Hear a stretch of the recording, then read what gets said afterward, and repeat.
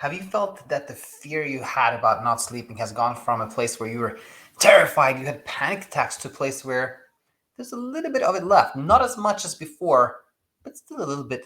Perhaps you have what we call residual fear, and you want to know how to let go of that last remnant of that fear. Well, if so, this video is perfect for you, because that's exactly what we're going to talk about. And the reason we're doing that today is the following.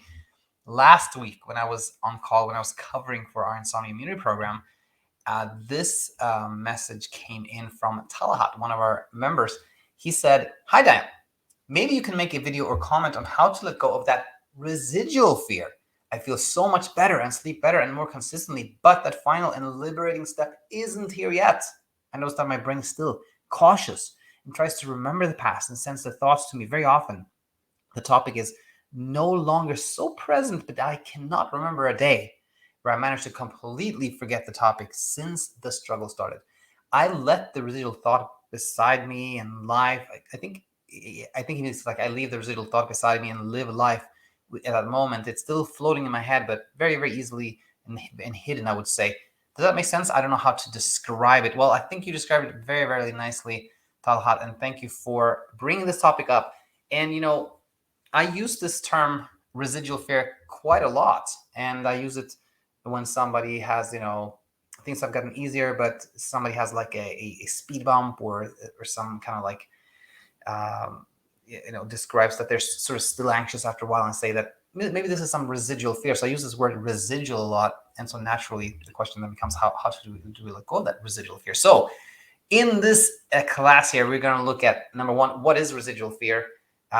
And we're going to look at how it fades and some key insights that I think can be really, really helpful. So the name almost kind of like, this is almost kind of self-explanatory, and just from the intro, you kind of already know what I mean by residual fear. But just so we're all on the same page, what I mean with the residual fear is kind of like when lingering worries produce some fear after much of the struggle has faded. Then we have what I call residual fear.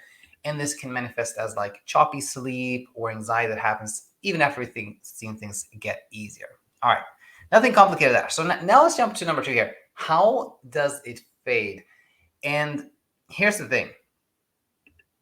When our brain understands that we are safe, there's just less for it to worry about. Like, when our brain thinks that we're in a really dangerous situation that is strange and mysterious, that leads itself to a lot of problem solving and attempts to like escape this threat it thinks we're facing, and so it sends these fear signals. Fear is what is supposed to nudge us to safety, make us fight or escape, right? So on the flip side, when the brain understands that we're safe, there's actually no danger, then the worry thoughts are no longer like needed, and we have less fear. But now here's the thing. We humans can go from absolutely zero fear to extreme fear within a second. And this could be an example like, let's say you're crossing the street and you forgot to look left, and then you just look up and there's a bus coming towards you. Like within like, I would say milliseconds, you've gone from like, completely relaxed to like extreme fear. And this is like, as you can tell, this is supposed to happen, right? This is a safety thing. When we are in immediate danger, there's no time for deliberation or pondering, right? So we for this reason, we can go to becoming extremely scared within seconds. Now, on the flip side, going from extreme fear to no fear at all, that does not happen in seconds. In fact, if we use the same analogy, somebody who nearly was hit by a bus, that person is not going to just like, go to the other side of the street and then be like, okay, to do that, forget about that thing and just walk home. And this is also for safety reasons, because our brain is this like, it's a survival machine. It's very clever and smart. It can be confused, as we know, but it's a marvelous machine, because not only can we like a squirrel, for example, we can almost hit a squirrel and then it seems to like completely forget about us the next second. It's just sitting there like on the side of the road, like eating on a nut, like nothing's happened. And we humans are more complex. We can realize that, oh my gosh, I nearly was hit by a bus crossing the street. I must be really, really careful every time I cross the street. In fact, there may be other times where I'm not so cautious, and I should think about those too, right? We have the the ability to conjure up other situations, imagine other situations that we should also be safe in. So we want to be sure that we're safe before we abandon like safety measures. So we do not go from extreme fear to zero fear in seconds. In fact, it can take quite a while, and again, that's totally normal and part of like of the safety machinery in our heads. So the point here is that fear fades slowly, especially when we've been really scared. It fades slowly, including the residual fear. The residual fear already is like a part of the slow process, but that applies to the residual fear too. That also will not go away quickly. It will sort of fade away, right? And we talked about how it fades away already. Now so far this is almost like kind of like a build up towards these insights, but I think this is where the real takeaway here for someone who's experienced this residual fear. And the main one is this one. So if we look at this example again of somebody who nearly was hit by a bus, if somebody tells you that, listen, let's say you're just randomly walking with somebody and you see that when you're about to cross the street, they're a little bit like on edge, and you kind of notice that, and they go like, yeah, you know what happened? Like 3 years ago, I was nearly like hit by a bus. So since then, I'm a little bit apprehensive, I'm a little bit triggered by like crossing the street. Would we then say like, oh, that's so strange? Why? It's been 3 years ago. Why are you still? No, of course not. We'd be like, yeah, totally get it completely. We wouldn't even like ponder it. We would completely understand it, right?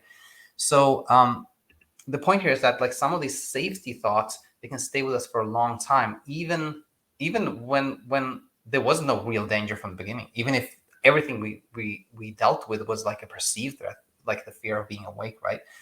Now, to make it crystal clear here, the point is that if even after quite a long time after we completely see that we're safe and there was nothing to even be safe from, it is not strange at all that these like safety thoughts, pop up here and there, completely normal and expected, right? Now, another key insight here, I think, is like when somebody's gone from this like really, really strong fear to a place of residual fear. Now the only thing that's left is kind of that residual fear, right?